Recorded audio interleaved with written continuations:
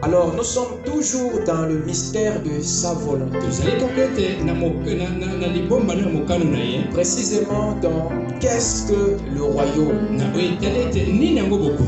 Et le point d'étude, c'est le royaume, un mystère. Le premier point de la définition.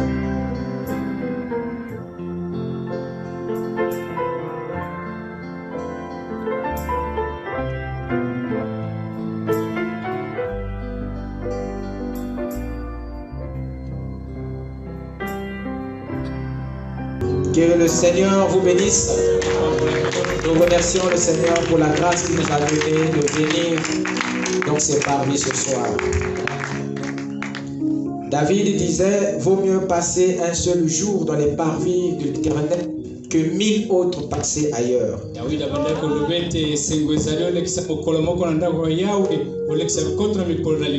Et Dieu n'avait pas tort d'aimer David.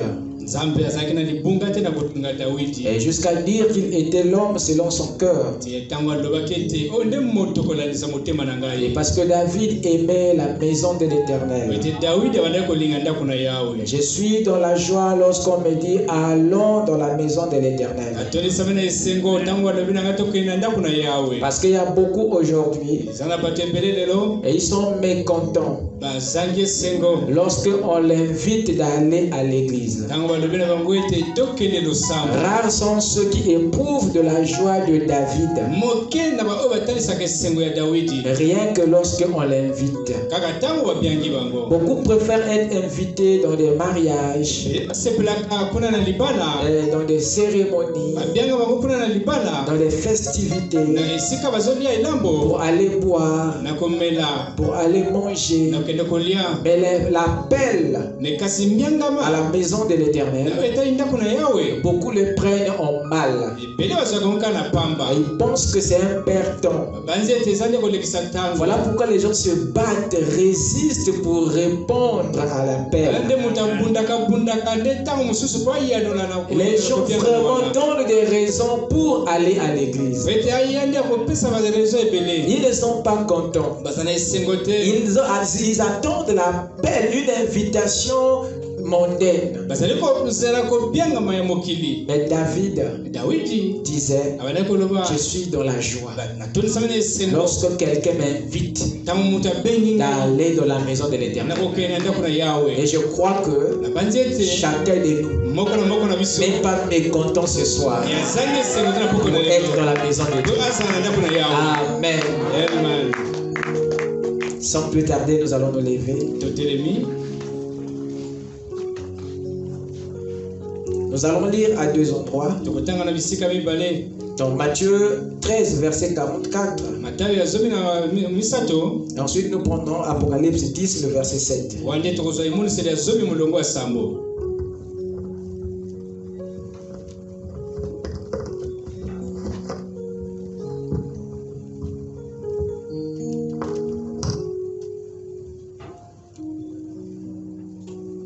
Si vous n'avez pas de Bible, je lirai pour vous. Le royaume des cieux est encore semblable à un trésor caché dans un champ. L'homme qui l'a trouvé le cache. Et dans sa joie, il va vendre tout ce qu'il a et achète ce champ. Le royaume des cieux est encore semblable à un trésor caché dans un champ. L'homme qui l'a trouvé le cache. Et dans sa joie, il va vendre tout ce qu'il a et achète ce champ. Amen. Prenons Apocalypse 17.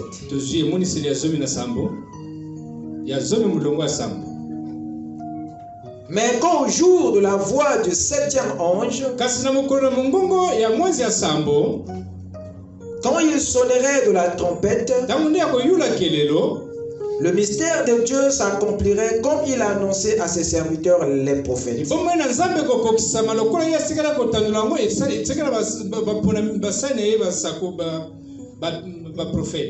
Amen. Prions le Seigneur. Dieu, ton Père Céleste, nous te sommes reconnaissants, Père, de nous avoir conviés dans ta présence.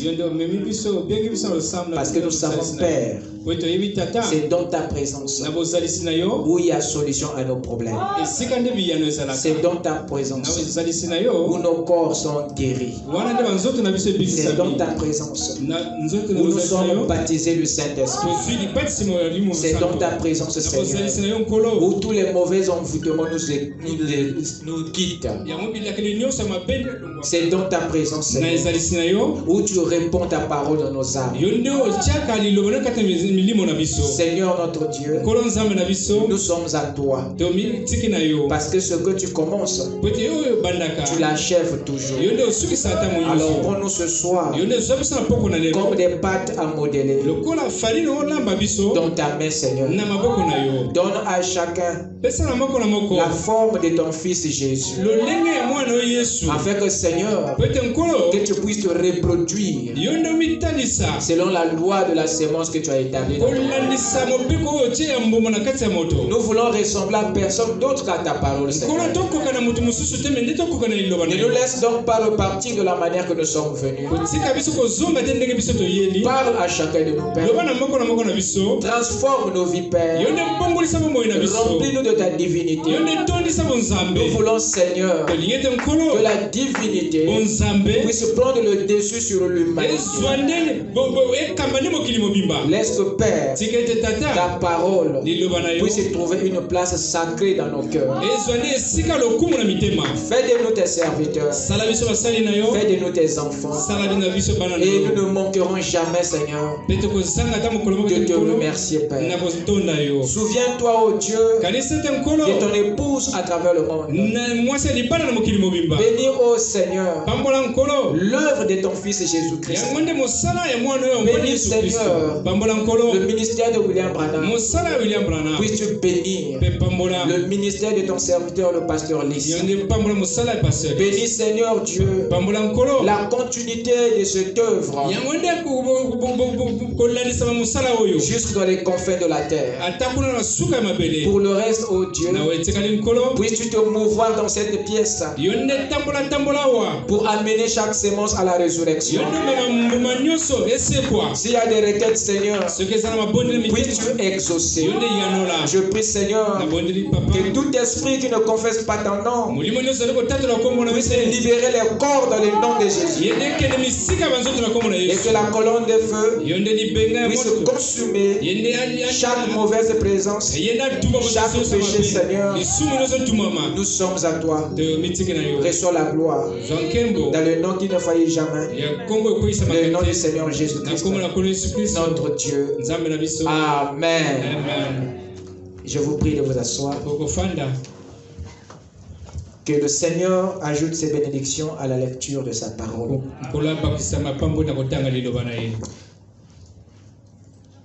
Ce soir, nous allons encore revenir sur le premier point de la définition. Ce n'est pas un retour à l'arrière, mais c'est un retour à l'avant. Nous allons essayer de se rassurer si les points ont été bien saisis. Nous allons nous rassurer si les éléments ont été raclés avec précision. Parce que là où nous allons, on doit être sûr que tous les éléments ont été dispensés. Parce que la compréhension des autres éléments dépend des premiers éléments. Alors nous sommes toujours dans le mystère de sa volonté. Précisément dans qu'est-ce que le royaume. Et le point d'étude, c'est le royaume un mystère. Le premier point de la définition. Le royaume, un mystère. Vous êtes avec moi? Amen. Nous avons vu dernièrement que la volonté de Dieu était un grand mystère.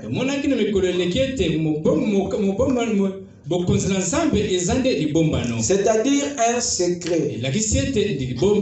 Et là, dans ce secret, reposait un triple mystère. Reposait un triple dessein. Dessein qui était resté caché. Dessein qui était resté secret ou inconnu durant les âges.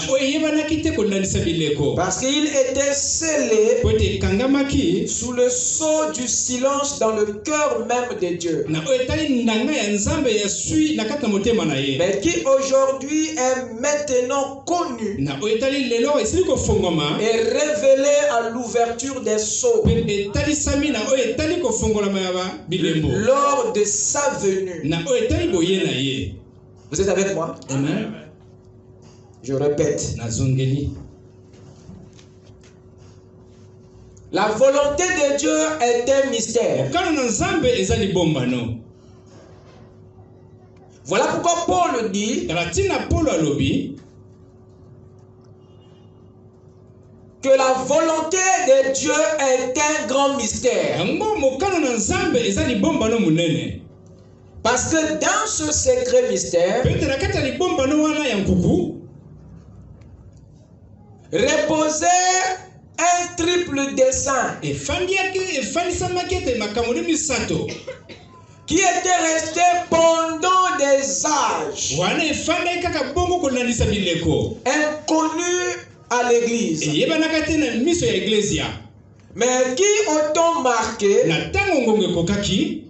doit être révélé pour que l'église ne soit plus ignorante au sujet de la volonté de Dieu, mais éclairée au sujet de cette dernière. Parce que ce qui nous amène à faire les mauvais choix, à prendre la mauvaise route, à prendre les mauvaises décisions, des fois c'est le manque de discernement de ce que Dieu veut réellement de nous.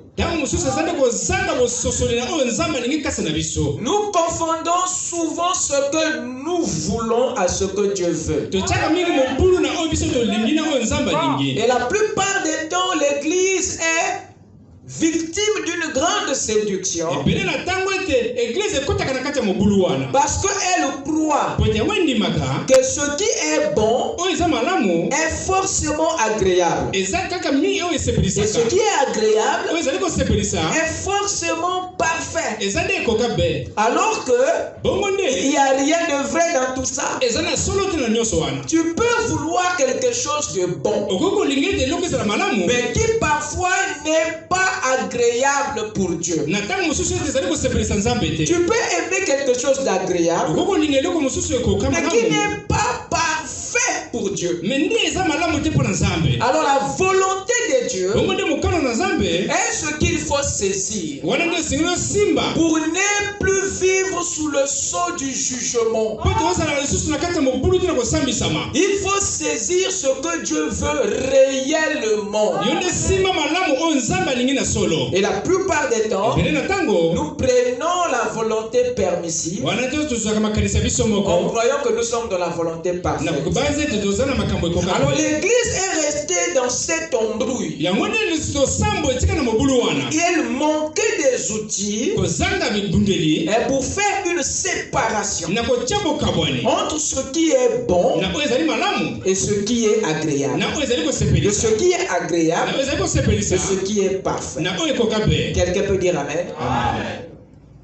Et nous avons découvert, d'après l'évangile de Paul, que la volonté de Dieu exige une transformation pour la saisir. Et cette transformation n'a rien à voir avec ton salut, n'a rien à voir avec ton baptême du Saint-Esprit. C'est effectivement à ceux qui sont sauvés et baptisés du Saint-Esprit à qui Paul demande à nouveau une transformation. Et cette transformation, c'est le renouvellement de notre intelligence. Et c'est cela qui nous rend favorables. C'est cela qui nous amène à cette sagesse qui nous permet maintenant de discerner. Ne soyez pas surpris que les gens fassent mauvais choix, parce que pour commencer, ils ne sont pas éclairés, ils ne sont pas transformés. Nous sommes appelés à une autre transformation pour saisir la volonté parfaite du Seigneur. Le baptême du Saint-Esprit n'est pas la fin de la transformation dans l'individu. Le baptême d'eau n'est pas la fin du processus. Ce n'est que le début. Parce qu'il y a d'autres expériences qui nous attendent. Les grandes choses, pour les comprendre, demande de foi, un autre changement différent de ta nouvelle naissance.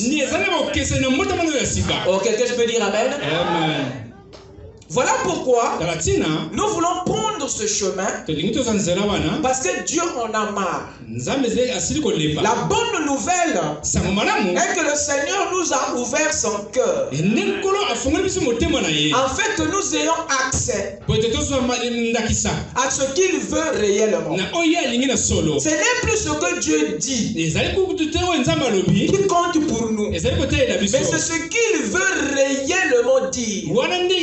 Le lieu très saint était resté secret pendant des décennies. Et Dieu ne permettait même pas à quelqu'un d'y avoir accès en dehors des personnes autorisées à Aaron. Même Aaron qui avait accès à cet endroit n'avait pas aussi le droit d'en parler librement dans les détails. Mais quand Christ fut suspendu entre le ciel et la terre, c'est là qu'il a libéré un cri qui a ouvert le voile pour maintenant faire découvrir à tout le monde le cœur même de Dieu. Alors ce qui était caché dans le cœur de Dieu, dans l'arrière de sa pensée, était maintenant assimilé par l'Église. Alors aujourd'hui, refuser d'entrer dans le secret de Dieu pour comprendre ce que Dieu veut réellement devient un péché. Mais hier, il était interdit de connaître ce que Dieu veut. C'était un mystère. Mais plus aujourd'hui. Dieu veut que tu puisses rentrer dans son secret, dans sa pensée, pour saisir son intention, sa priorité, ses motifs, son dessein, sa volonté parfaite. Alors ne pas connaître ça aujourd'hui, c'est ça le péché impardonnable. Paul dit, j'ai prié le Seigneur pour vous, afin que vous puissiez connaître quelle est la volonté de Dieu. C'est maintenant une révélation pour nous. Tu ne peux pas servir Dieu conformément à sa volonté si ce mystère ne t'est pas révélé. Oh, dites Amen. Frère Branham a prêché. servir Dieu en dehors de sa volonté. Vous pensez qu'ils font exprès? Ils ne font pas exprès. Le gars ignore le mystère. Voilà pourquoi il offre le sacrifice des insensés. Même si cela lui était révélé comme à Abel, Caïn n'aurait pas commis l'erreur. Et aujourd'hui, on continue à offrir le sacrifice de Caïn dans l'église, dans la religion, en croyant bien faire. C'est ça le scandale. Et Dieu ne veut pas que vous puissiez offrir ici le sacrifice des païens. Voilà pourquoi il est descendu des corridors des cieux pour ouvrir les sceaux, afin que nous sachions quelle est sa véritable volonté. Dieu ne veut plus de l'erreur dans notre marche. Il veut la perfection. Dites Amen. Amen. Qu'est-ce que Frère Branham dit ici? Écoutez ce que le prophète dit dans Christ est le mystère de Dieu révélé. Paragraphe 140 jusqu'à 144. Je vais aussi prendre le 156. Écoutez mes chers amis.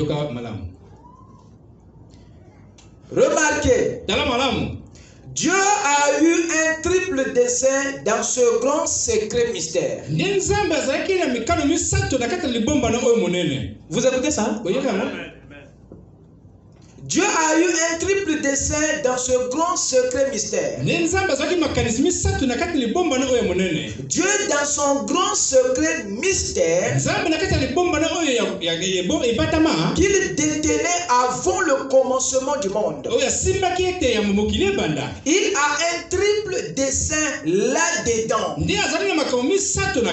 Et personne ne le savait. Mais pourquoi il décide d'en parler maintenant? Parce que Dieu est fatigué de tout cacher. Il veut maintenant que sa famille puisse connaître. Dites Amen. C'est la raison des prophéties. Les prophéties sont données non pour effrayer le peuple de Dieu, mais pour préparer le peuple de Dieu. Et Dieu ne donne les prophéties qu'au peuple de son alliance. Voilà pourquoi à vous, il vous a été donné de comprendre pas le mystère, mais les mystères du royaume des cieux. Le royaume des cieux est en lui-même un mystère. Et dans ce mystère, il y a aussi des mystères. Oh, quelqu'un peut dire Amen? Amen. Il nous a été donné de comprendre ça. Parce que nous sommes le peuple de son alliance. Dieu ne veut pas que vous ignorez quelque chose. Il veut partager l'attribut de son omniscience avec vous. Raison pour laquelle il ne fait rien sans d'abord le révéler à ses serviteurs les prophètes. Parce que le prophète viendra ensuite vous le dire. Voilà pourquoi il était descendu pour partager à Abraham ce qu'il voulait accomplir à Sodome. Mais aucun habitant de Sodome et de Gomorrhe ne connaissait ce qui était sur le point de leurs arrivées. Parce qu'ils n'étaient pas dans cette alliance. Ce n'était pas le peuple de la nouvelle prophétie. Mais Abraham, qui était à des millions de kilomètres de là, était au courant sur l'avenir de la terre. Cacherai-je à Abraham ce que je m'en vais faire? À Abraham, n'avait aucun droit d'ignorer les mystères. Mais les habitants de Sodome aussi. L'église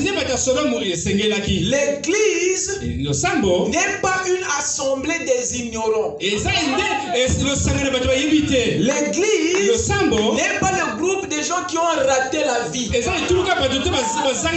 Mais l'église, c'est le centre de l'éducation du Saint-Esprit sur la terre. S'il y a des gens qui sont bien informés sur l'histoire du monde, c'est bien vous. Si le monde veut connaître ce qui va prendre place, il doit venir se renseigner auprès de vous. Parce que vous détenez le témoignage de Jésus-Christ. Et la Bible dit, le témoignage de Jésus-Christ est l'esprit de la prophétie. Tu ne peux plus témoigner aujourd'hui si tu n'as pas l'esprit de la prophétie. Oh, le témoignage aujourd'hui est devenu une prophétie. Oh, dites amen. Voilà pourquoi Dieu a vidé le ciel pour vous servir les mystères que l'humanité ignore. Paul dit, ceci est une sagesse qui n'est pas prêchée dans le monde, mais une sagesse qui est prêchée au milieu des parfaits. Même si tu as encore des erreurs aujourd'hui, mais Dieu voit déjà ce que tu seras demain.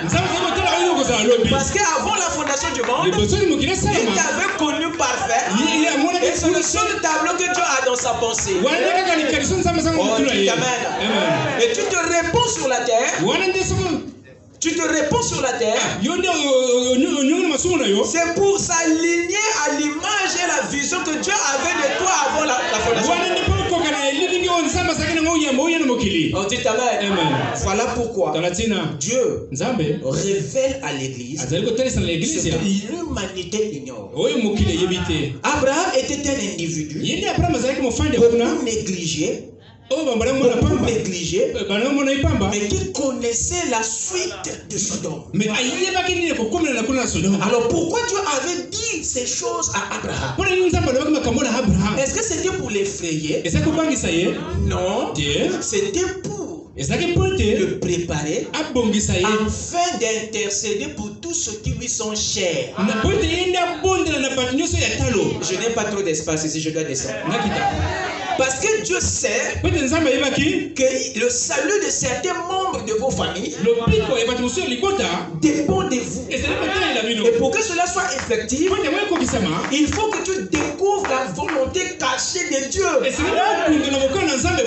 Alors si Dieu n'avait pas révélé sa volonté à Abraham, Abraham n'allait pas intercéder pour l'autre. Si l'autre était sorti de Sodome, c'est parce qu'un élu avait intercédé pour lui. Et si cet élu avait intercédé, c'est parce que Dieu avait révélé sa volonté parfaite. Ok, quelqu'un peut dire amen? C'est ça qui nous donne accès à l'œuvre de l'intercession. Alors ne négligez pas les prophéties. Il ne s'agit pas ici de ce que les mamans Mikoudi vous disent. Je ne parle pas de non. Ça c'est des aventures. Nous parlons ici des vraies prophéties qui vous instruisent sur ce que le diable fait et sur ce que vous êtes censé faire pour contrecarrer ça. Ce n'est pas celui qui vient seulement diviser votre famille. Moi je pense que c'est ton oncle qui t'envoûte. Oui, et après, quand tu vérifies bien, c'est pas ça. Mais entre temps, tu as maintenant les mauvais sentiments envers ton oncle. Ça c'est quelle prophétie? On dit amen. On doit arracher le message entre les mains des anges déchus.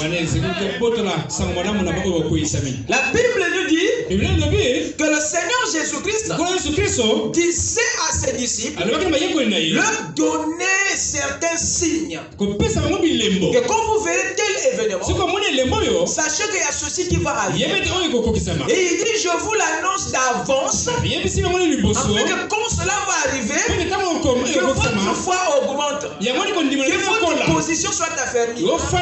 Et quand les disciples ont entendu que Titus commençait à marcher, ils ont quitté la ville.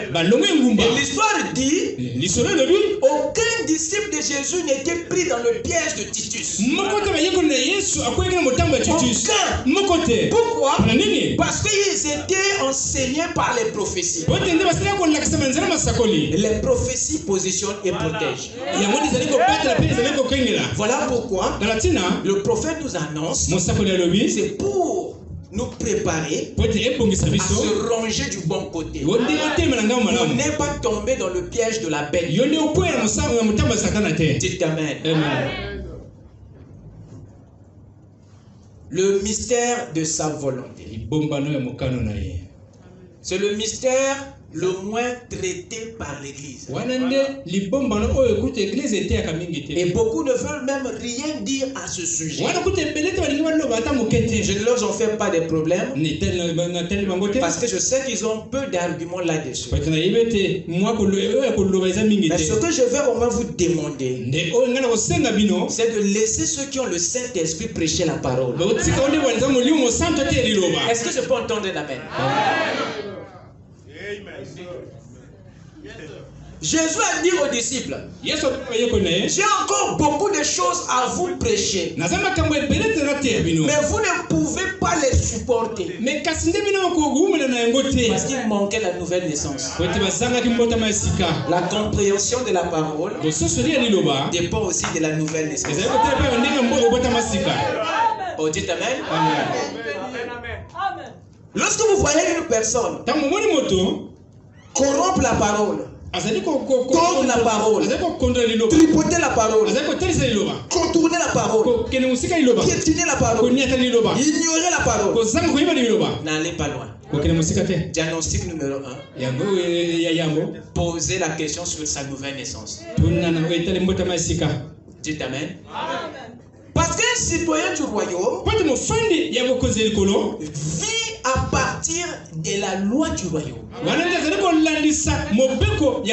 S'il brise la loi, il connaît ce qu'il va payer. Oh, dites Amen. Donc tu n'es pas du royaume. Voilà pourquoi la parole est étrangère à toi. Tu peux la briser comme tu veux.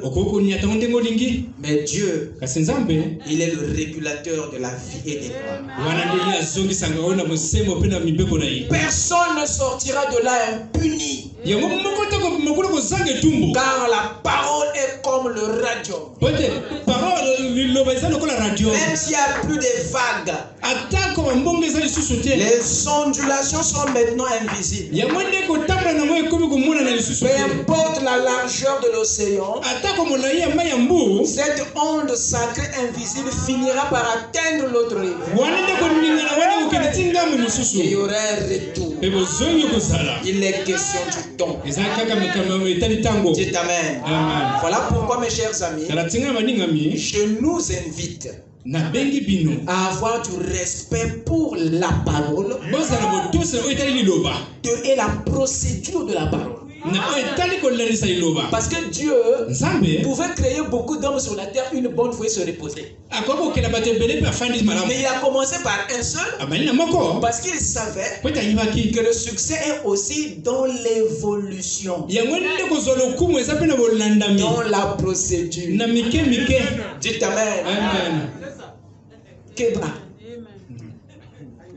Alors, revenons sur la citation. Qu'est-ce qui se passe? Écoutez le prophète. Appréciez-vous la parole? Maintenant, ce que nous voulons aborder. Non, je réponds. Regardez. Dieu en a un triple dessein dans ce grand secret mystère.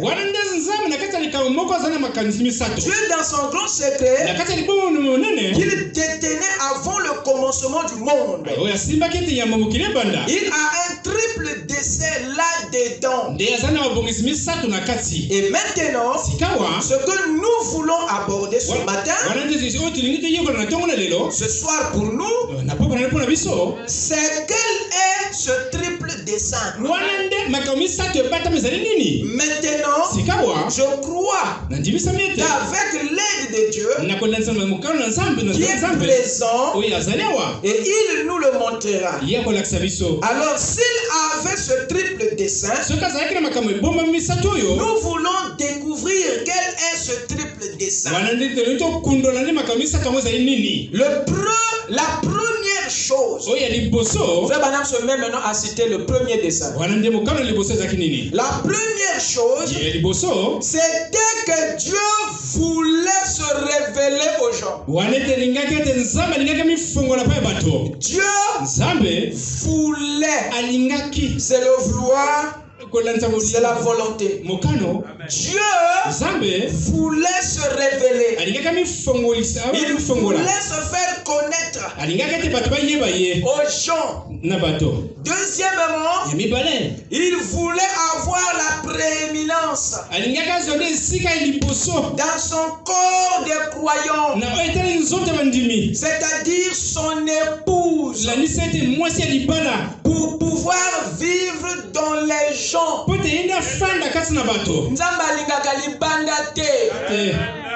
Et troisièmement, rétablir le royaume dans sa position correcte, perdu par le péché du premier Adam. Le troisième dessein, c'est qu'il voulait rétablir quoi? La religion. Dieu, depuis le secret, il n'avait jamais une religion dans son secret.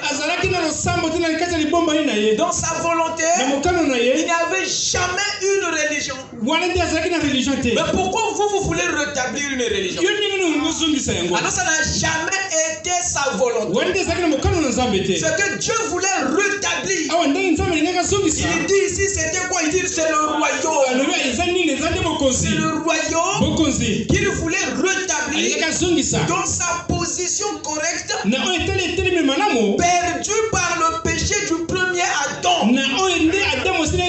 Donc Adam avait perdu le royaume par sa désobéissance. Dites amen.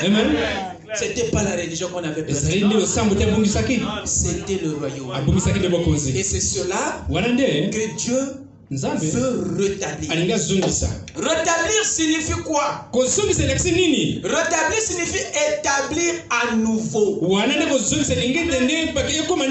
veut dire que c'était là, mais par erreur, nous l'avons perdu. Alors le voilà maintenant qui vient le remettre, voyez-vous, à son endroit, à sa place, dans sa position, dans son environnement, dans son état initial ou originel. Dites amen.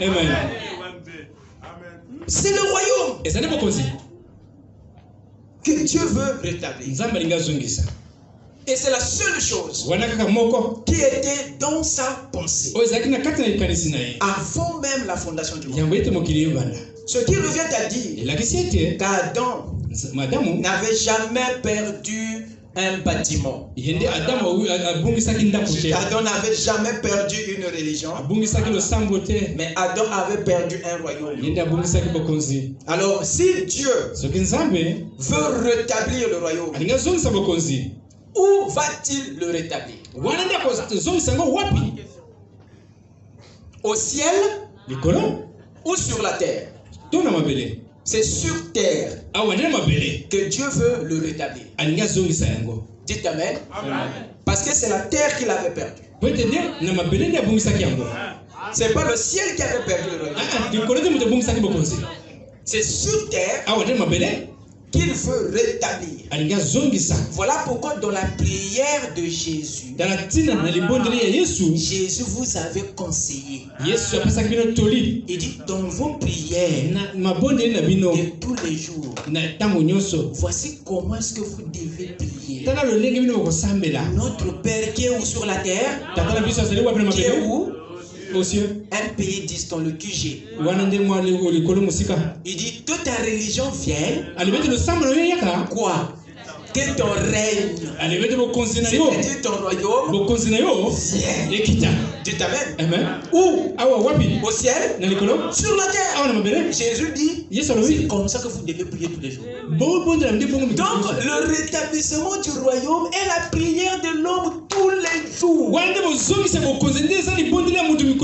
Jésus voulait que le retour du royaume sur la terre soit la prière de l'homme tous les jours. Ce n'est pas ce que vous demandez. Il dit que ton règne vienne. Et il dit que c'est ce qu'il faut dire dans la prière. Donc la demande du retour du royaume, c'est cela notre prière. Parce que c'est la seule chose qui manque. C'est le règne de Dieu sur la terre que nous avons perdu. Et c'est ce qui doit figurer dans nos prières. Mais le fond du malheur, c'est que nous demandons plutôt autre chose que la chose que nous avons perdue. Il dit que ton règne vienne. Que ta volonté soit faite sur la terre comme au ciel. Le règne de Dieu sur la terre, le retour du royaume est la volonté parfaite de Dieu. Parce que c'est ce que l'homme avait perdu. Et ce royaume est une dispensation, est un mystère, est une nation, est un territoire. On dit amen. Que nous avions perdu. Mais qui va nous instruire au sujet de ça? Tout le monde veut parler sur les parler en langue. Tout le monde veut parler sur ceci. Mais le vrai sujet est évité. Dites amen. Voilà pourquoi c'est le moment de traiter les choses essentielles. Amen. Alors la bonne question qu'il faut se poser, d'où l'homme est-il tombé? Frère Ado était tombé, frère. Jusqu'à là, il y a beaucoup de croyants aujourd'hui qui ne comprennent pas bien le contexte de tomber. Même quand on parle de la chute de l'homme, on est dit beaucoup ne comprennent pas la chute. Comment allez-vous comprendre d'où l'homme était tombé si vous êtes toujours dans la religion? C'est la religion qui a mis de l'embrouille dans les choses du royaume. C'est le royaume qui vient expliquer les choses d'après son vocabulaire. D'où est-ce qu'il est tombé? Du ciel ou de la terre? L'homme est tombé d'où? Du ciel ou de la terre? L'homme n'est jamais tombé du ciel. L'homme est tombé de la terre, pas du ciel. C'est Lucifer qui est tombé du ciel. Mais l'homme n'est jamais tombé du ciel. L'homme est tombé de la terre. Mais Lucifer est tombé du ciel. Est-ce que c'est clair? Lucifer n'a jamais perdu la terre. Mais il avait perdu le ciel. Voilà pourquoi tous les anges déjà ont la nostalgie du ciel. Ils veulent tous repartir, récupérer leur position et leur environnement initial.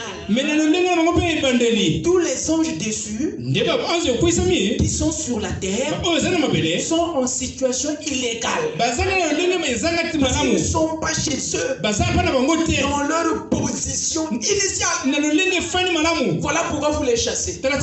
Démon sort et ils s'en vont parce qu'ils sont illégaux sur la terre. Donc je peux donner la main. Amen.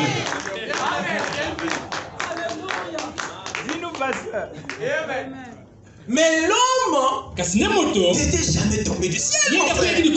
Réfléchissez. Je remercie le Seigneur pour le royaume.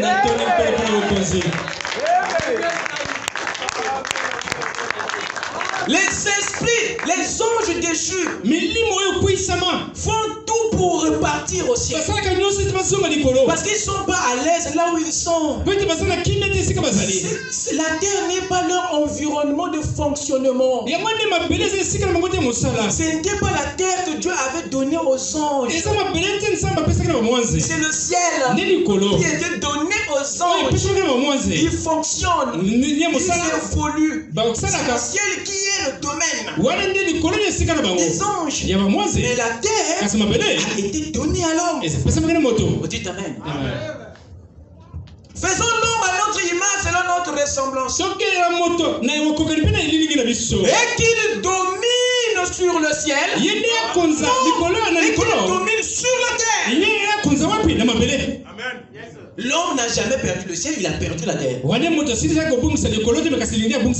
a perdu le contrôle de son domaine. Il dit la terre durera maintenant des ronces et des épines. Dieu retire le contrôle de la terre d'Adam. Il n'a plus un contrôle sur la terre. Si la terre commence à produire les ronces par elle-même, ça veut dire qu'Adam n'avait plus le pouvoir. C'est ça perdre la terre. Le royaume qu'il était censé contrôler, il ne le peut plus. Il avait perdu la capacité à dominer son royaume. Il avait perdu sa position d'ambassadeur. Parce qu'il représentait Dieu sur la terre. Il ne peut plus le faire. Vous pouvez entendre l'amen? Amen. Donc Lucifer a perdu son rang de chérubin. Et deux, il a perdu son environnement d'épanouissement, le ciel. Sachez que chaque démon se sent mal à l'aise sur la terre. Voilà pourquoi il a toujours besoin d'un tabernacle pour se cacher. C'est la raison des envoûtements. Ils ont dit à Jésus, pardon papa, laisse-nous rentrer au monde dans les animaux. Dites Amen. Amen. Mais l'homme est chez lui. La terre lui a été remise. C'est la terre qui lui a été donnée. Et l'homme était créé pour vivre sur la terre, non au ciel. Ce n'est pas que je pêche contre le ciel, non. Je suis en train de recadrer votre destinée. Parce qu'il y a une direction que nous avons perdue. Voilà pourquoi la religion nous a eu. L'homme n'avait pas perdu le ciel. Parce que ce n'est pas le ciel que Dieu lui avait donné pour travailler. Il n'avait jamais été dit de cultiver et de garder le ciel. Il lui avait jamais été dit de dominer sur le ciel. Non. Amen. Amen. Alors s'il faut le rétablir, où est-ce qu'il doit repartir? Parlons de l'homme. S'il faut le rétablir, où? Au ciel? Ce n'est plus le rétablissement.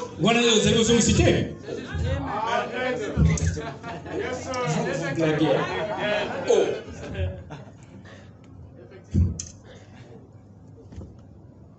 L'homme était là.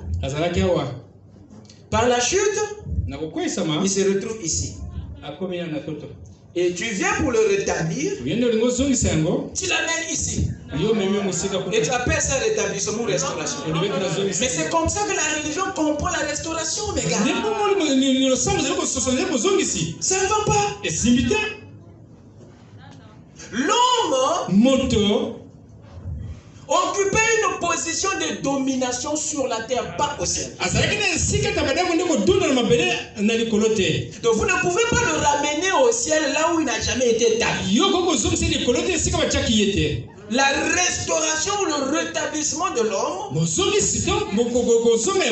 consiste à le ramener dans la position qu'il occupait dans Genèse 1, verset 26 à 28. Et dans Genèse 2, verset 15. C'est ça le retour de l'homme dans sa position. Et ce rétablissement se fait sur la terre, pas au ciel. Même si tu vas au ciel par l'enlèvement, ce n'est qu'un tour que tu fais. Le temps que Dieu nettoie la terre. Finalité, tu reviens sur la terre. Au lieu que je vous parle de l'enlèvement, je vous parle de la finalité. On dit amen. Mais la religion vous a amené où? À faire vos valises pour le ciel. Et tu oublies la terre. Oh, heureusement que Apocalypse 21 a réglé. Il dit, j'ai vu une nouvelle Jérusalem qui descendait du ciel de Dieu. Dieu l'a construit, mais il a refusé de le garder au ciel. Il l'amène encore où? Sur la terre. Parce que c'est ici où tu passeras l'éternité. Et ça, c'est une vérité que tu ne veux pas entendre. Je ne suis pas une religion, mon frère. Je suis le prédicateur de l'épouse. Et je prêche le royaume.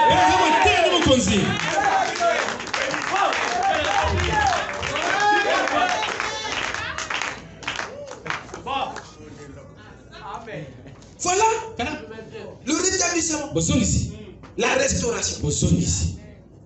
C'est là.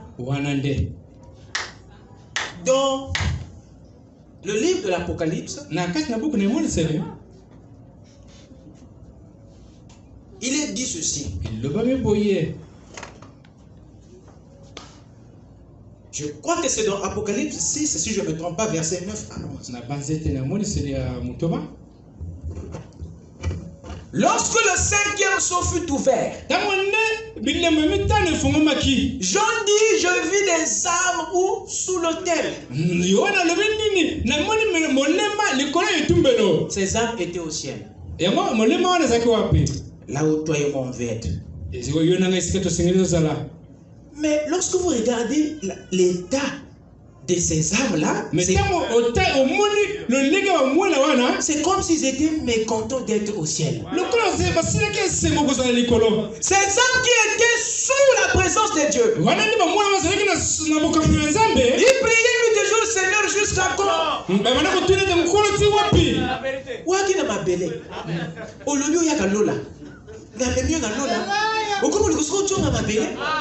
Frère Branham dit, c'est parce que l'homme n'a pas été fait pour vivre au ciel. Il a été fait pour vivre sur la terre. Ce n'est pas votre position.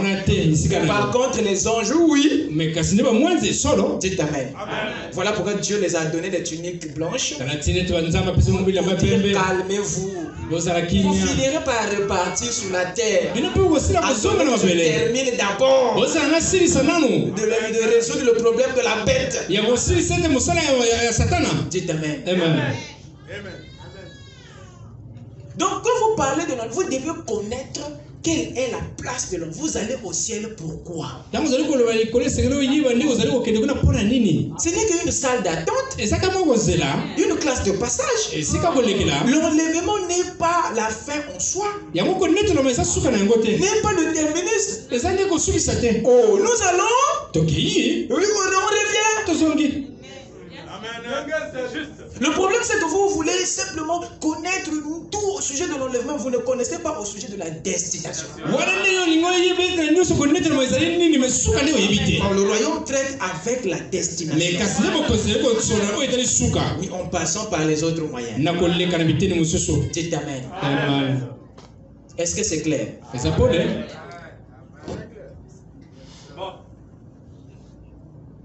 Lucifer a perdu le ciel. Et l'homme a perdu la terre. C'est une erreur de dire que l'homme avait perdu le ciel. Parce que Dieu ne lui avait jamais donné le ciel pour fonctionner. C'est la terre. Mais c'est plutôt aux anges que Dieu avait donné le ciel. Parce que c'est leur environnement. Et quand vous lisez la sanction de Dieu dans Genèse 3, vous entendrez la manière que Dieu retirait la terre sous le contrôle de l'homme. Et ça, c'est un élément que nous devons très bien comprendre. Alors, je vais vous lire une citation ici de Frère Branham dans la dislocation du monde, où le monde se disloque. Nous l'avons déjà lu. Je reviens encore là-dessus. Ça m'est donné ici en anglais. Paragraphe 188. Dieu ne nous a jamais donné un credo. Dieu ne nous a jamais offert une dénomination. Je veux que quelqu'un vienne me le montrer dans la Bible, là où Dieu l'a fait. Je peux vous montrer là où il a dit de ne pas le faire. Venez me montrer là où il a dit de le faire. Vous dites, Frère Branham, qu'est-ce que Jésus a alors donné à l'homme? Un royaume. Jésus a donné à l'homme un royaume. Et il est le roi des saints, le Seigneur des seigneurs. Il nous a donné, il nous a offert un royaume et non un politicien, non une politique, non pas un système dénominationnel. Mais Dieu nous a donné un royaume. Alors d'où vient alors la religion? Amen. La bonne question, ce n'est pas la religion, mais qu'est-ce que le royaume? Nous avons l'impression que le royaume de Dieu, c'est la chose qui est vraiment mal compris par l'Église. Parce qu'on confond la religion au royaume. Beaucoup pensent être dans le royaume alors qu'ils sont dans la religion. Alors si ce mystère n'est pas brisé, vous continuerez à avoir les mêmes impressions. Alors que c'est le moment maintenant de basculer, de quitter la religion pour le royaume. Et ça, c'est un appel que Jésus avait donné aux religieux. Qu'est-ce que la religion? Nous avons défini le royaume. Qu'est-ce que le royaume, pardon? Nous avons défini le royaume en 5 points. Et nous avons dit que le royaume est premièrement un mystère. Et deuxièmement, il est un âge. Troisièmement, le royaume est une nation. Quatrièmement, le royaume est un territoire. Cinquièmement, le royaume est un gouvernement. Et le royaume est un mystère parce qu'il est une vérité cachée, divinement révélée, mais à laquelle reste toujours attacher un élément surnaturel malgré la révélation. C'est son élément surnaturel qui fait du royaume un mystère. Peu importe ce que nous dirons au sujet du royaume, cela n'épuisera jamais le secret ou le mystère qui entoure ce royaume. Cela n'épuisera pas. Cela n'épuisera pas le secret qui entoure ce royaume. Parce que le royaume a un élément surnaturel qui fait de lui un mystère. Nous parlerons de lui âge après âge, année après année. Le royaume restera une réalité cachée, une réalité inconnue à cause de son élément surnaturel. Qu'est-ce que je veux dire par là? Même si nous vivons des millions d'années, nous aurons toujours des choses à découvrir au sujet du royaume. Pourquoi? Parce que le royaume est un mystère. Et il tient ce comportement. Le royaume tient cette nature de son élément surnaturel. Notez que c'est son élément surnaturel qui fait que le royaume soit une vérité, soit un secret, et soit une révélation. Il est une vérité parce que le royaume n'est pas un mensonge ou un mythe. Beaucoup ne le prêchent pas parce qu'ils ne le croient pas. Et ils ne le croient pas parce qu'ils ne voient pas ce royaume. Et ça tue déjà certains prédicateurs qui ont peur de parler d'une chose qu'ils ne voient pas, qu'ils ne peuvent pas toucher. Alors ça les retire de la chose. Alors à tel point que beaucoup commencent à prendre ça comme étant un mythe. Mais le prophète dit qu'il est un mystère. Et un mystère, c'est pour commencer une vérité, mais pas un mensonge. Le royaume est une vérité, mais qui est comment? Qui est caché. C'est un secret. Ce qui fait que le royaume ne sera jamais à la portée de tous. N'attendez pas que tout le monde en parle, que tout le monde l'annonce, que tout le monde le prêche, parce que c'est un secret. Bien qu'il soit une vérité, mais c'est une vérité comment? Cachée. Secret. Dites amen. Alors c'est ça maintenant qui exige la révélation. Quand cette vérité est cachée, il faut la révélation maintenant pour connaître une partie de cette vérité. Et le royaume est une révélation à ce moment-là,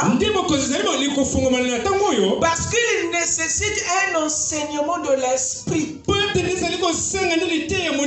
pour le découvrir, pour le connaître. Jésus a dit, ce ne sont pas le sang et la chair qui t'ont révélé cela. Il y a donc des révélations qui viennent du sang et de la chair. Or, ces révélations qui viennent du sang et de la chair ne peuvent pas ôter le mystère qui entoure le royaume. Ne peuvent pas nous éclairer au sujet du royaume. Dites amen. Mais il faut révélation qui viennent du Père. Pierre était là. Il n'y avait personne qui lui avait enseigné ça. C'est le Saint-Esprit qui lui a enseigné dans son esprit. Qu'est-ce que la révélation? La révélation, c'est l'enseignement du Saint-Esprit dans ton âme. Aucun homme ne peut vous enseigner la révélation. On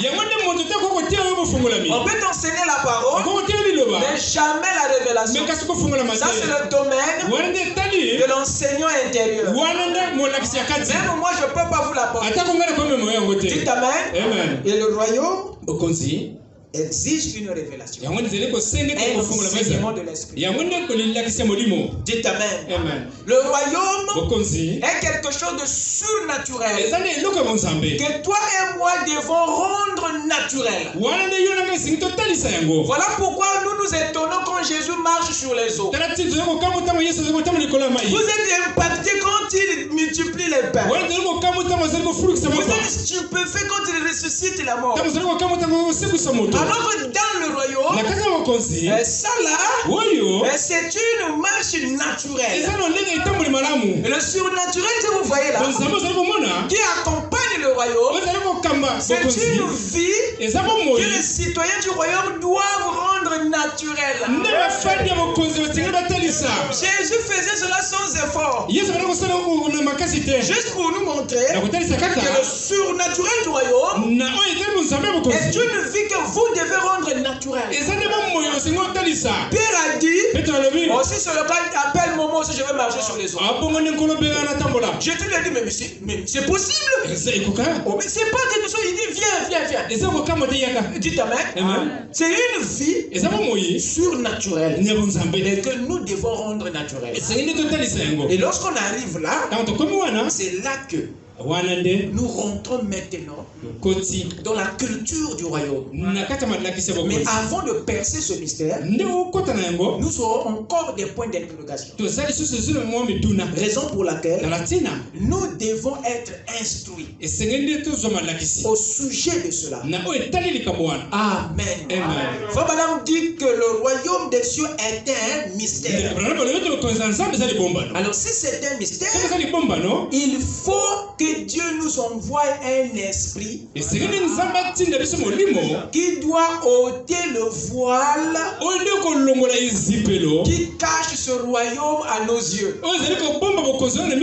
Il faut qu'il envoie un messager qui doit nous éclairer au sujet du royaume, parce qu'il est revêtu d'un mystère qui empêche l'humanité de le percevoir. En percevoir, c'est un mot composé de percer et de voir. Ce mystère qui environne le royaume doit d'abord être percé pour voir le royaume. Et celui qui peut le percer pour nous, c'est un esprit qui doit être délégué depuis le ciel. Parce que c'est les prophètes qui traitent avec les mystères. Voilà pourquoi nous avons lu Apocalypse 10 verset 7. À la voix du 7e ange, quand il sonnerait la trompette, les mystères de Dieu, y compris le mystère du royaume des cieux, il serait accompli, c'est-à-dire révélé. C'est le son de la trompette du 7e ange qui est un message qui nous instruit au sujet du royaume. L'évangile du 7e ange lève le mystère qui cache le royaume des cieux. C'est sa prédication qui nous fait voir le royaume qui était invisible hier. C'est Malachie 4 qui rend tangible un royaume qui était invisible. C'est lui qui le rend visible par sa trompette. Le message du 7e ange est une affaire, est un collier. Il ouvre les yeux au sujet de ce royaume. Est-ce que quelqu'un peut dire Amen? Amen. Il nécessite un esprit comme le prophète. Dans Matthieu 13 ici, je vais rapidement le lire pour vous, verset 52. Écoutez ce qu'il dit. C'est pourquoi tout scribe instruit de ceux qui regardent le royaume des cieux est semblable à un maître de maison qui tire de son trésor des choses nouvelles et des choses anciennes. C'est pourquoi tout scribe instruit de ceux qui regardent quoi? Le royaume des cieux. Nous sommes tous ici des scribes. Un scribe est pour commencer une personne qui est attachée au judaïsme. C'est-à-dire à une religion, à une église. Parce que les scribes appartenaient aux synagogues et au temple. Et chacun de nous ici, s'il n'est pas un scribe, il doit avoir été un scribe. Parce que nous venons chacun des synagogues, des religions. Dites Amen. Et ce scribe-là était au préalable instruit sur le judaïsme. Ici, il dit, c'est pourquoi tout scribe instruit en ce qui concerne la religion, non. Ça, c'est ce qu'il a été avant. Instruit en ce qui concerne le royaume. Mais il y a quelqu'un qui a instruit ce scribe. Et ce quelqu'un-là, son nom n'est pas donné. Parce que les scribes avaient des tuteurs. On ne devient pas scribe. Ils sont un maître, ils sont un enseignant, ils sont un instituteur. Il y a un instituteur derrière l'instruction du scribe. Donc il y a quelqu'un qui a eu à instruire ce scribe au sujet du royaume. Dites Amen. Or, beaucoup sont instruits au sujet de la religion, mais ils n'ont jamais été instruits au sujet du royaume. Voilà pourquoi on ne peut pas basculer dans le royaume. Et si on n'a que l'instruction de la religion, il faut qu'un tuteur vienne pour nous instruire, non pas au sujet de la religion. Ça, on a déjà ça. Moi, je suis sorti d'un catéchisme. J'ai appris quand même. J'étais un enfant de cœur. L'église catholique. J'ai été un peu chez Papa Isaïe. J'ai fait un tour chez les Kimbanguis. Sur la religion, je suis rassasié. Mais là, il faut que je sois instruit. Plus question au sujet de ces choses. Les cultes, des rites. Non, monsieur. On doit maintenant être instruit au sujet du royaume. Ce n'est que là qu'on peut maintenant avoir un trésor. Et n'oubliez pas que le royaume de Dieu est semblable à un trésor. Je parle à moi. Galates 4, rapidement. Galates 4. C'est très important, mes chers amis.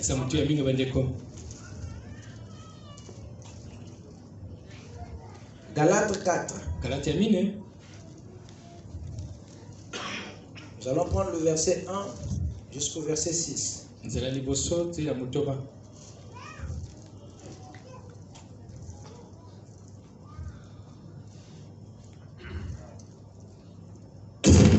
Pardon.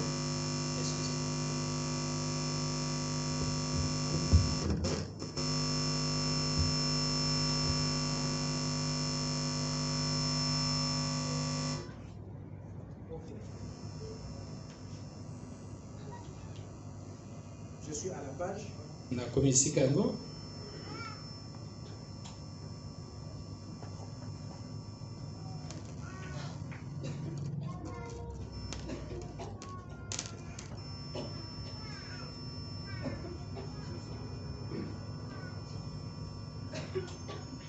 Ok. Galates 4, le verset 1 à 6. Le verset 1 à 6.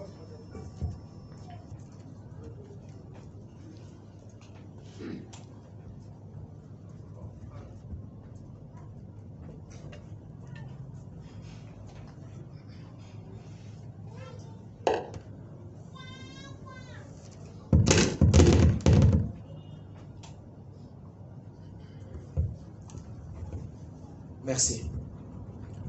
Voilà ce que nous lisons. Aussi longtemps que l'héritier est enfant, je dis qu'il ne diffère en rien d'un esclave. Quoi qu'il soit le maître de tout. Mais il est sous des tuteurs et des administrateurs jusqu'au temps marqué par le Père. Nous aussi, de la même manière, lorsque nous étions enfants, nous étions sous l'esclavage des rudiments du monde. Mais lorsque les temps ont été accomplis, Dieu a envoyé son fils, né d'une femme, né sous la loi, afin qu'il racheta ceux qui étaient sous la loi, afin que nous ressuscitions l'adoption. Et parce que vous êtes fils, Dieu a envoyé dans nos cœurs l'esprit de son fils, lequel crie Abba ou Père. Amen.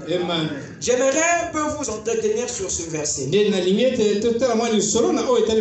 Aussi longtemps que l'héritier est un enfant, je dis qu'il ne diffère en rien d'un esclave. Quoi qu'il soit le maître de tout. Et le verset qui suit dit ceci. Mais il est sous des tuteurs et des administrateurs jusqu'au temps marqué par le Père.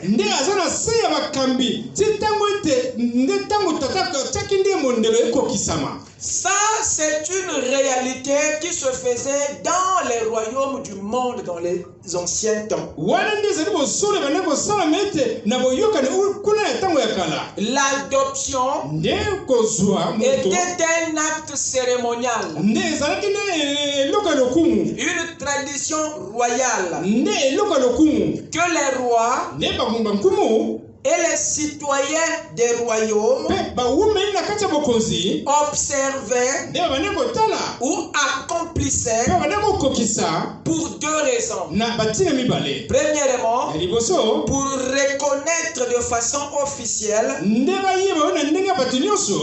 individu ou un étranger comme fils dans le royaume ou dans la maison. Pour que ce dernier puisse jouir des avantages que offre le royaume à ses citoyens. Et deuxièmement, c'était pour placer le prince ou n'importe quel enfant de la maison ou du royaume à la place du père, pour que ce dernier poursuive les affaires du Père dans le même esprit du Père. L'adoption n'est pas un mot religieux. L'adoption était un rite royal cérémonial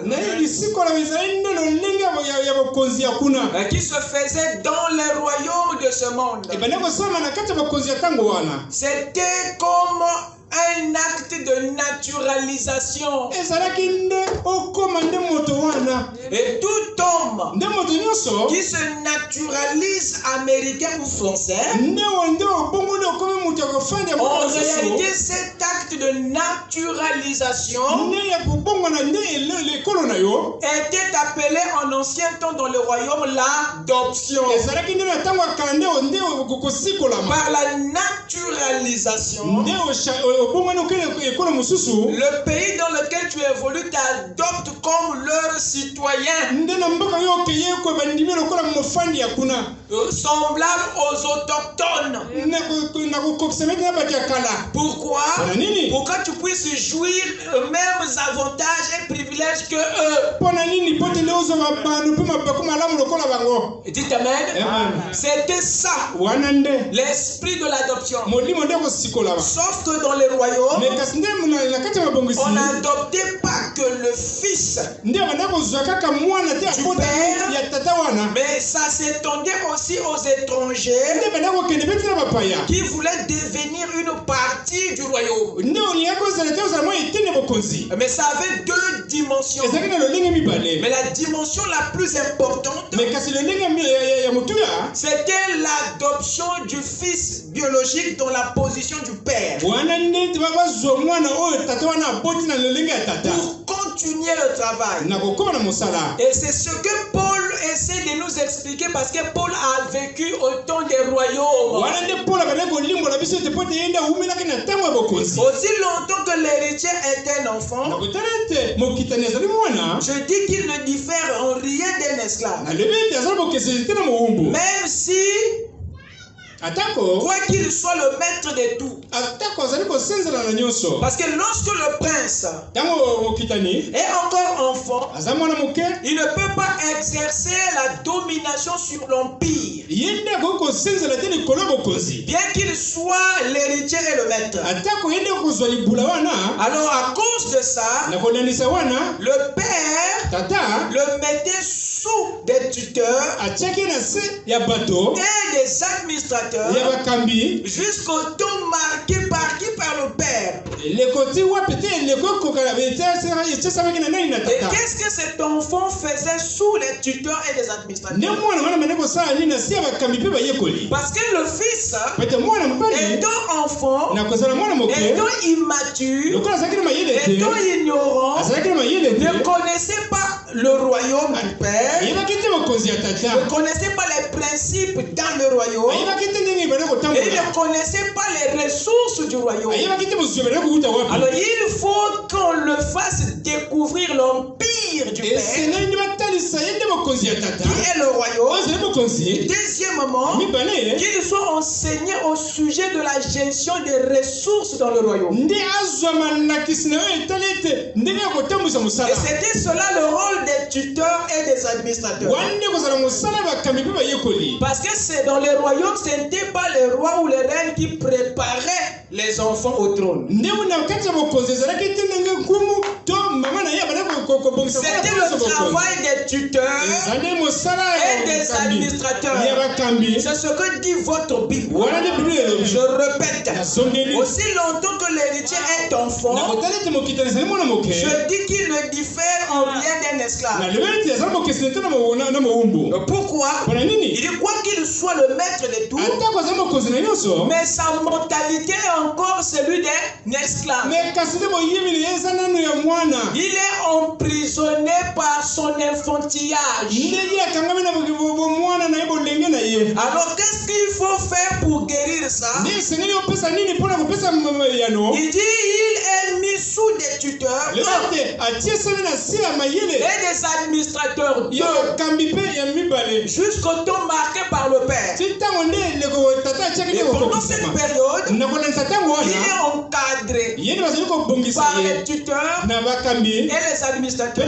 Qu'est-ce qu'on lui dit? Qu'est-ce qu'on lui apprend? On dit amen. Ça c'est très important. Nous avons ici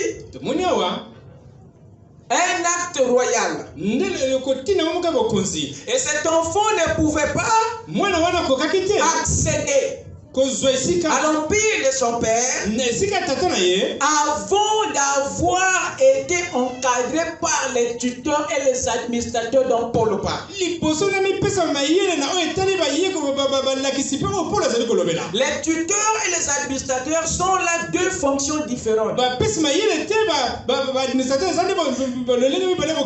tuteur est celui à qui on confie la tutelle, c'est-à-dire la protection, la surveillance, l'encadrement d'un mineur. C'est-à-dire le tuteur, c'est un instituteur. Et l'administrateur, c'est un gestionnaire des biens dans le royaume.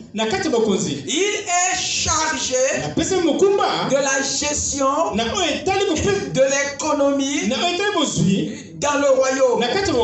Donc le tuteur, lui, est un éducateur des personnes dans le royaume ou dans une maison. Mais l'administrateur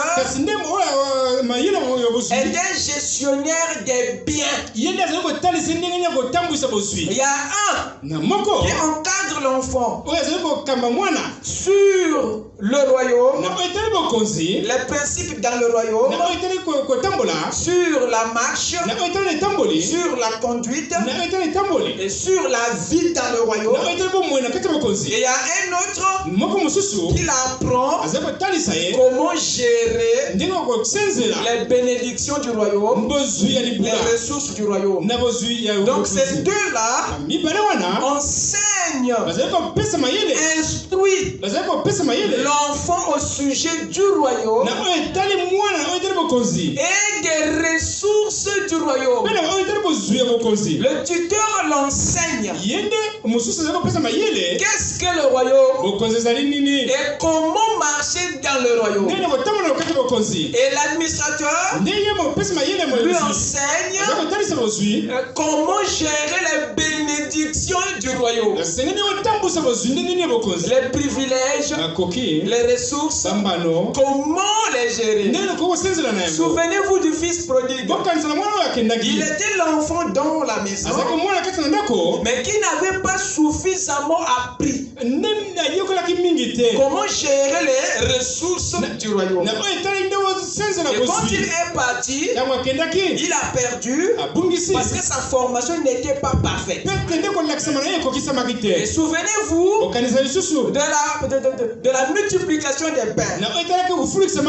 Bien que Jésus avait multiplié les pains et nourri 5000 âmes, mais il a demandé qu'on ramasse les morceaux qui restaient jusqu'à les rassembler pour être encore utilisés. Parce que Jésus était un gestionnaire des biens du royaume. Et il voulait enseigner aux disciples comment on gère les bénédictions dans le royaume. On ne les gaspille pas. Et le fils devait apprendre ça par les administrateurs. La gestion des bénédictions, des ressources et des biens, des privilèges dans le royaume. Parce que le gaspillage est nerf de Dieu. Et une femme l'avait appelé: fils de David, aie pitié de moi. Jésus a dit: pourquoi je vais donner le pain des enfants aux chiens? Parce qu'il ne voulait pas le gaspillage. Dites amen. Parce que c'est un administrateur qui sait gérer les biens du royaume. Oh, dites amen. Et de l'autre côté, il veut aussi nous enseigner comment chacun de nous doit marcher dans le royaume de notre Père. Et pour apprendre à bien marcher dans le royaume, il faut d'abord connaître c'est quoi le royaume. Quelles sont les limites? Le royaume de ton Père commence où? Il s'arrête où? Et ça, c'est le rôle du tuteur. Il te prend par la main. Il te dit: ton Père Père est grand. Il a créé les cieux et la terre. Son royaume ne se limite pas seulement à la terre, mais s'étend jusqu'au ciel. C'est le tuteur qui t'amène à la découverte du royaume dans toutes ses limites.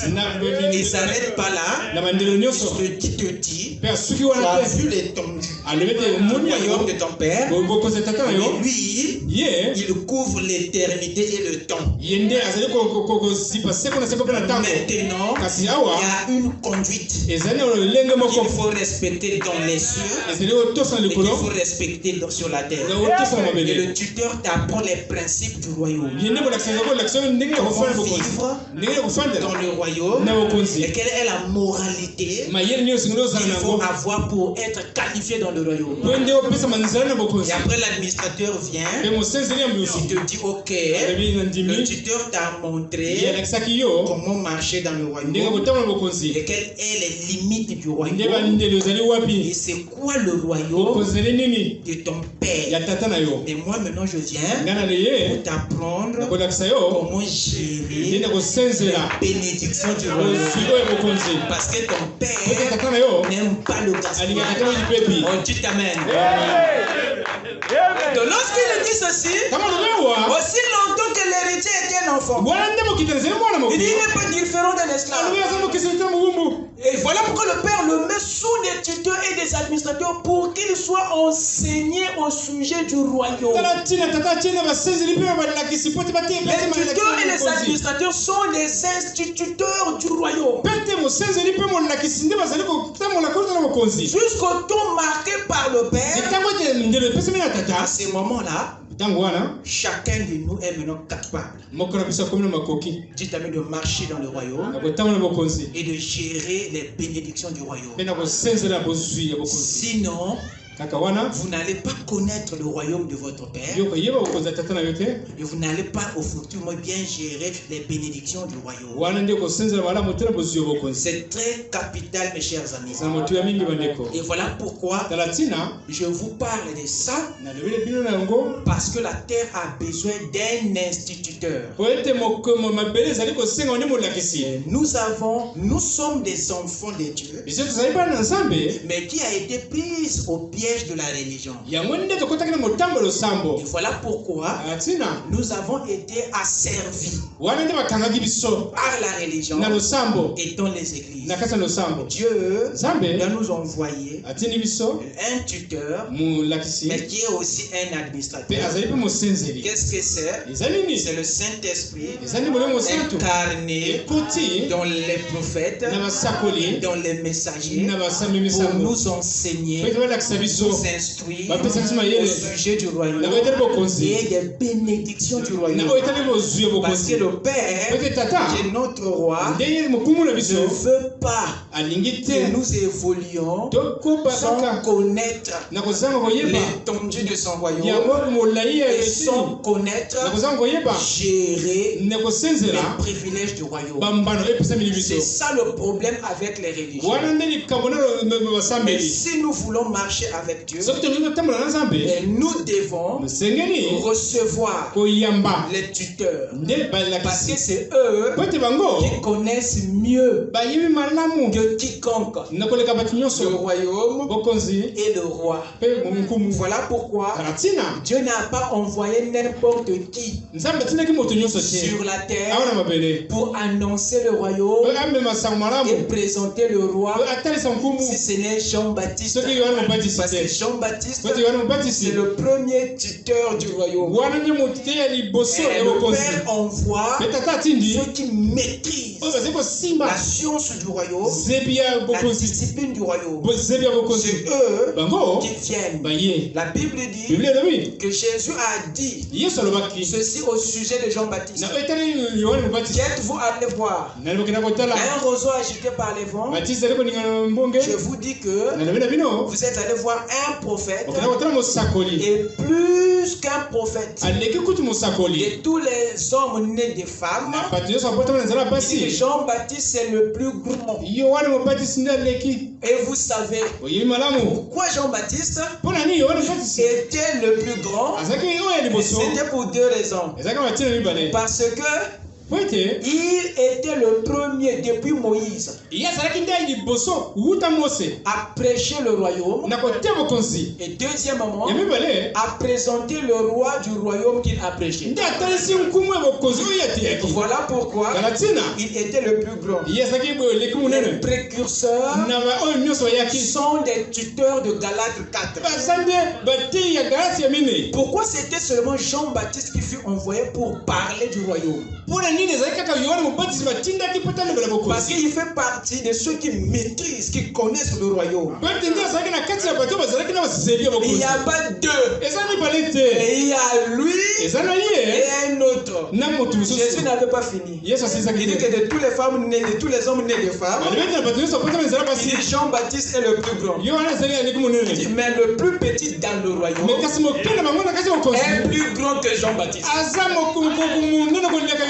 Il y a deux. Jean-Baptiste, c'est le premier qui est venu nous parler du royaume. Parce que c'était le tuteur que Dieu a envoyé pour enseigner les gens de sa génération au sujet du royaume.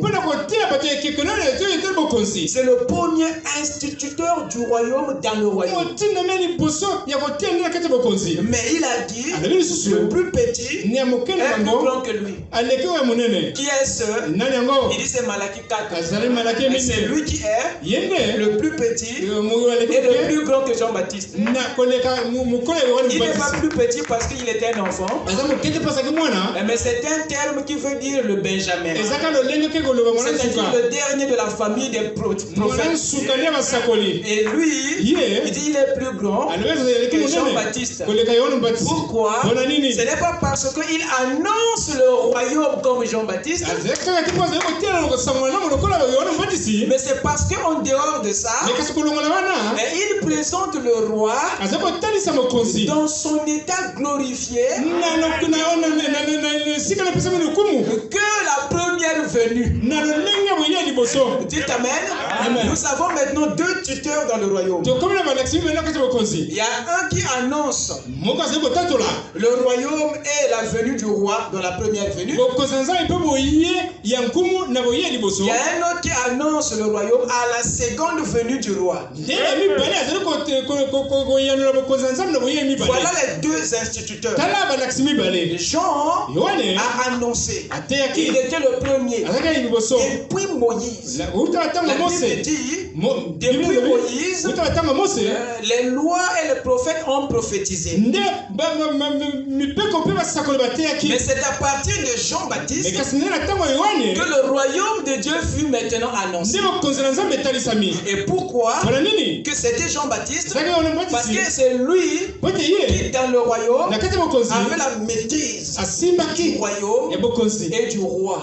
Il devait instruire les gens de sa génération au sujet du royaume et au sujet du roi.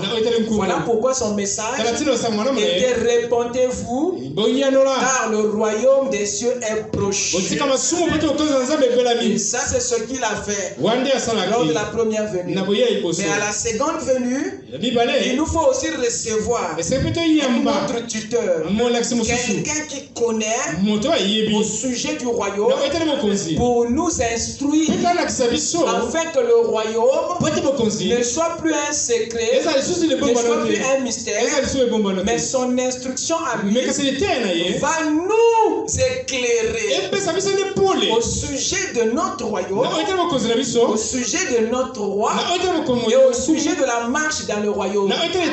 Voilà pourquoi ils sont envoyés. Malachie 4 dit, je vous enverrai Élie le prophète avant le jour de l'Éternel.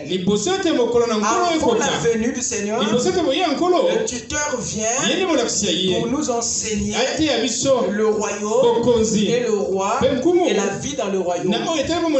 Pourquoi? Parce que c'est son travail.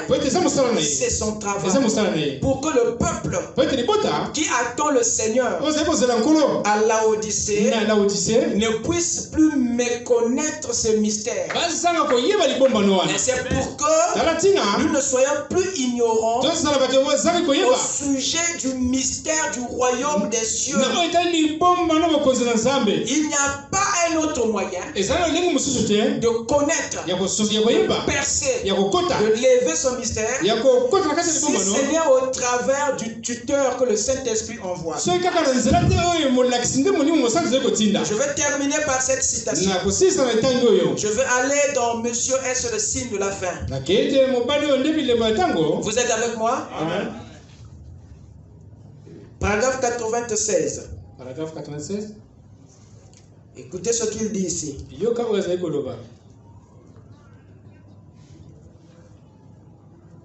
Quand cet ange, je suppose qu'à part ma femme, il y a ici ce soir des gens qui étaient présents il y a 30 ans.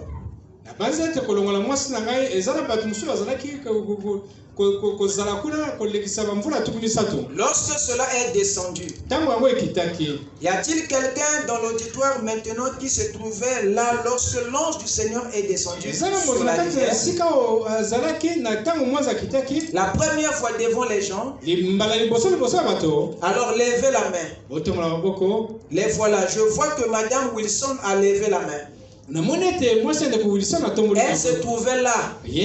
Ma femme se trouvait là. Je ne sais pas qui sont les autres qui se trouvaient là sur la rive.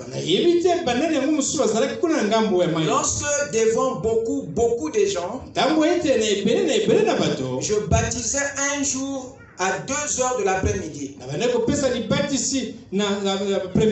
Et que directement hors des cieux, des reins, il y avait des semaines qu'il n'avait pas plu. Et du ciel est venu un grondement. Et il a dit, comme Jean-Baptiste fut envoyé comme précurseur de la première venue de Christ, tu es envoyé avec un message comme précurseur de la seconde venue de Christ. Beaucoup d'hommes d'affaires de la ville se tenaient là ce jour-là et me demandaient ce que cela signifiait. J'ai dit, ce n'était pas pour moi, c'était pour vous. Moi je crois, et l'étoile s'en alla, et si vous il passa au-dessus du pont et s'en alla vers l'ouest. Et si Frère Branham me rappelle, ce qui s'était produit à la rivière, l'ange du Seigneur était descendu pour lier la mission de Jean-Baptiste à sa mission à lui. Et de la même manière que Jean-Baptiste était envoyé comme précurseur de la première venue, les précurseurs dans le royaume sont des gens. Quand le roi veut faire un déplacement, c'est le précurseur qui vient avant l'arrivée du roi pour annoncer le roi et son royaume. S'il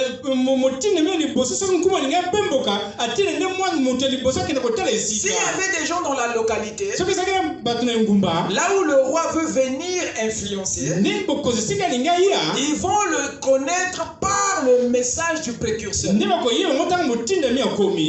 il vient dans une région, vous enseignez sur le royaume et sur le roi de ce royaume. Et c'est ce que Jean-Baptiste a fait. Jean n'a pas prêché une religion. Jean a présenté un royaume et un roi de ce royaume. Et ici William Branham dit que le Seigneur lui a donné la même mission de Jean-Baptiste, mais cette fois-ci à la fin des temps, pour annoncer la seconde venue du Seigneur. Dieu a besoin d'un autre tuteur comme Jean, il viendra avec un message qui va instruire les gens de la dernière génération au sujet du royaume et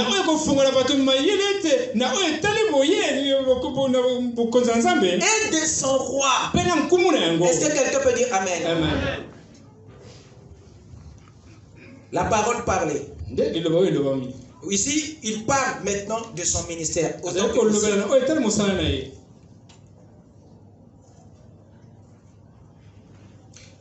Il dit ceci.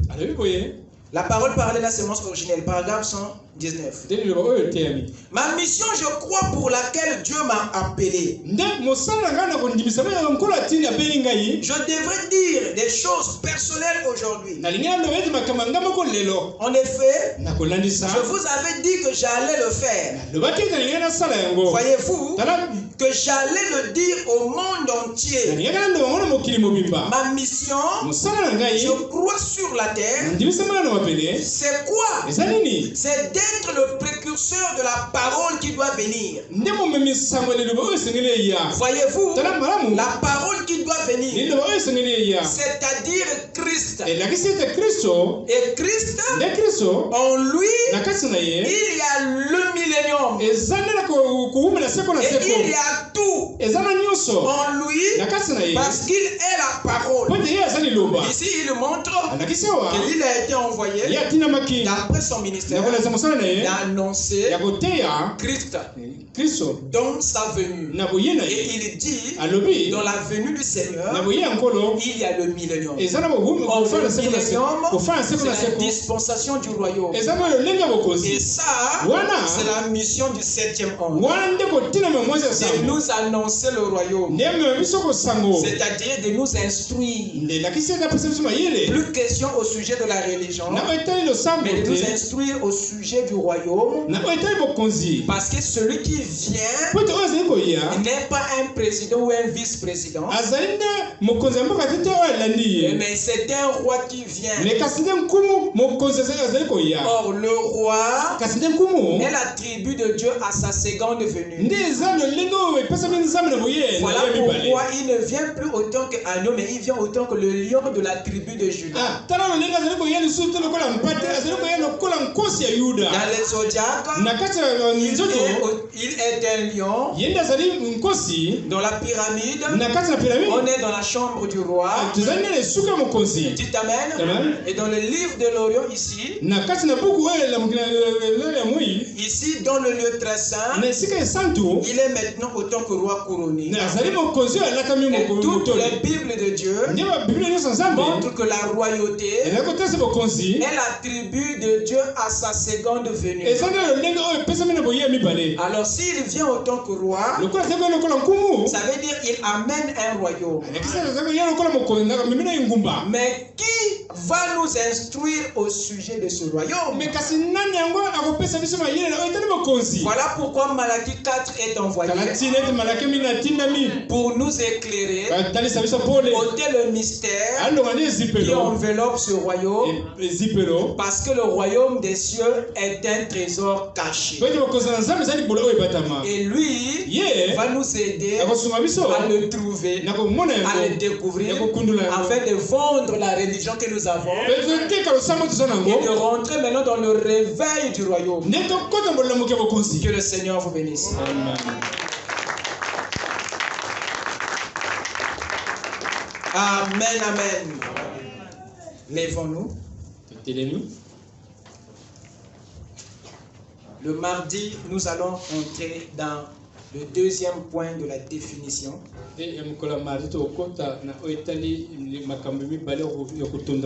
Par la grâce de Dieu, nous allons parler sur le royaume autant que âge. Et je vous prie d'être là à temps afin d'aborder les choses nécessaires. Amen. Avec nos têtes inclinées. Tu es digne, tu es digne. Jésus, tu es digne, tu es digne. Tu es digne de louange. Jésus, tu es digne. Oh, oh, oh.